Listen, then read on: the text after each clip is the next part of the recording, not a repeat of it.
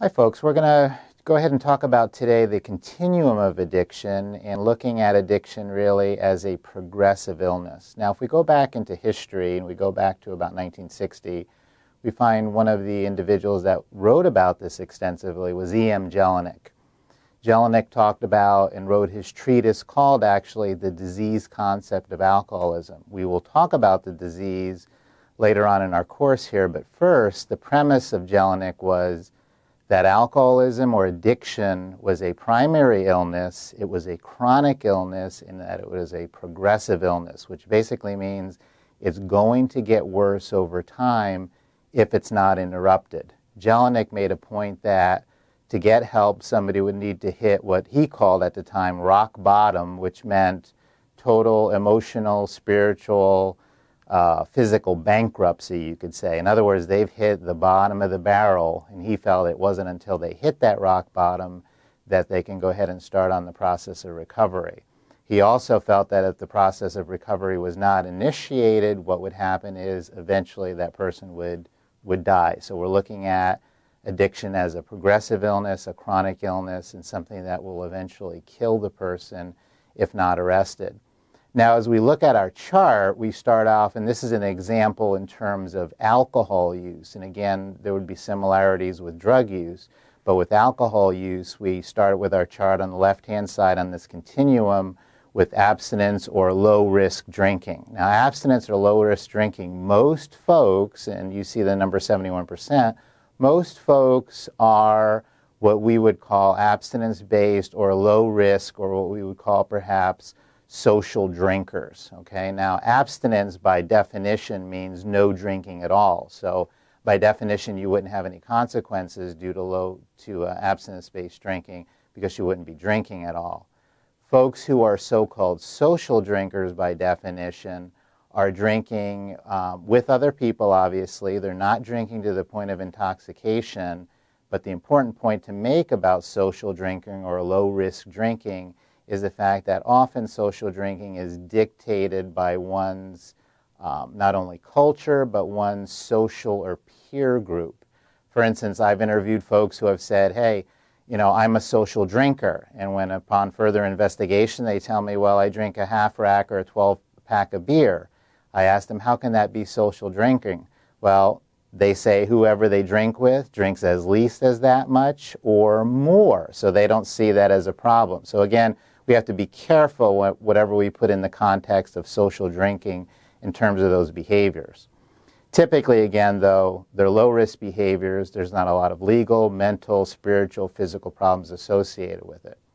Moving to risk drinking basically is going ahead and upping the risk quotient with the drinking, which may include the individual, for instance, who's taking some chances with drinking and driving. Perhaps at this point, they're starting to get a first-time DUI that seems, and they present it as, a real anomaly in their life. Okay, this is about 21%, somewhere 21 to 25% of all drinkers. Typically, in terms of the intervention or treatment that's needed, oftentimes some brief counseling, some education, and looking at ways in which they can reduce the risk in their life.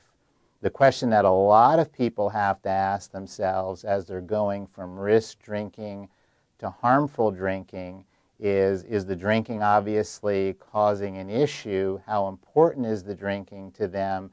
And really, what are they willing to risk as they move down the continuum to support the relationship, and that's a key word later on, the relationship with their drug of choice. In this case, it would be alcohol.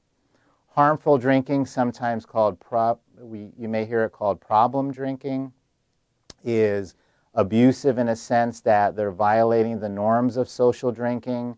They're perhaps getting into additional legal problems. We may start to see the development of what we call tolerance, or using more and more of the substance to reach a desired effect. You may see some very minimal withdrawal at this point. And again, some brief counseling may be needed, taking a look at their patterns of drinking and looking at, in fact, is drinking at this point or drug use impacting their life in any way. Once an individual progresses down to the dependent category, there's really a strong, I would say, mental, emotional, and physical change here. On a mental or emotional side, this is an indication where the individual's denial or denial system really kicks in quite strongly. Denial, by definition, is a person's inability to perceive or acknowledge painful reality.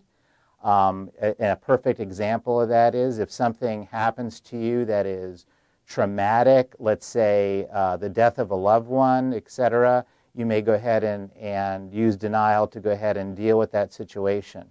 In terms of drinking or drug use, it's a challenge for the individual because they recognize that the consequences, the direct consequences that are connected to their alcohol or drug use are changing. They're growing in quantity and magnitude, yet at the same time, they need somehow to rationalize, justify, and minimize their use to, again, and here's that word relationship, to keep their relationship with that drug of choice intact. That becomes, over time, progressively more difficult. On the physical side, what you find is oftentimes folks will start to get into a characteristic withdrawal syndrome. All withdrawal syndromes are different depending upon the drug of use. With alcohol, a withdrawal syndrome may go from the point of somebody having some mild tremulousness after not drinking to the point of having what we call delirium tremens, which includes hallucinations of an audio and visual nature in severe situations that may actually end in a grand mal seizure, for instance, which can be potentially life-threatening.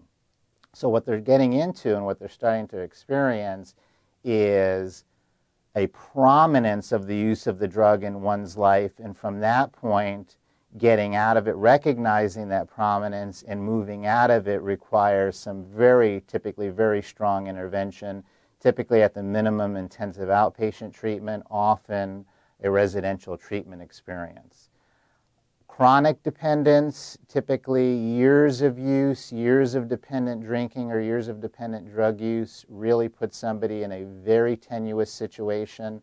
Oftentimes you'll see this individual have multiple legal problems over the course of years, multiple social problems, family disintegration, family breakup, and if you look at their disintegration, in a sense, in terms of physically, spiritual, financially, legally, socially, all those areas of their life are being impacted.